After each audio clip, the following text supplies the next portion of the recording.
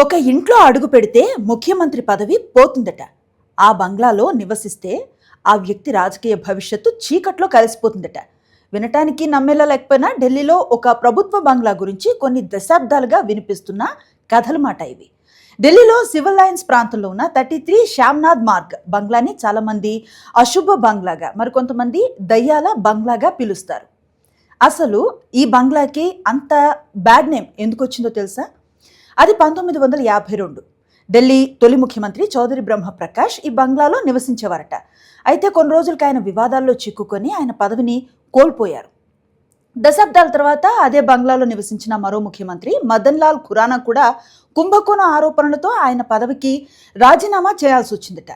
ఇక ఆ తర్వాత వచ్చిన సాహిబ్ సింగ్ వర్మ కూడా పూర్తిగా తన పదవీ కాలాన్ని కంప్లీట్ చేయలేకపోయారట.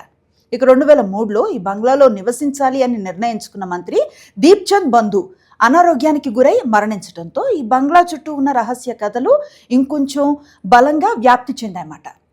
దీంతో కొత్త ముఖ్యమంత్రులు ఈ బంగ్లాకి దూరంగా ఉండటానికే ఎక్కువగా ప్రయారిటీ ఇస్తూ వచ్చారు. కొంతమంది రాజకీయ నాయకులు దీనిని కేవలం ఏదో యాక్సిడెంటల్ ఇన్సిడెంట్లే అంటారు. మరికొంతమంది మాత్రం ఇందులో ఏదో తెలియని శక్తి ఉందని నమ్ముతారు. అయితే నిజం ఏంటి?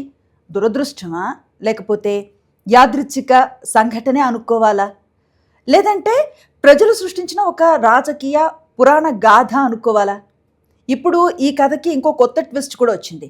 100 ఏళ్ల చరిత్ర కలిగిన ఈ బంగ్లాని కూల్చేసి దాని స్థానంలో అత్యాధునిక విపత్తు నిర్వహణ కేంద్రాన్ని నిర్మించాలని ప్రభుత్వం డిసైడ్ అయింది.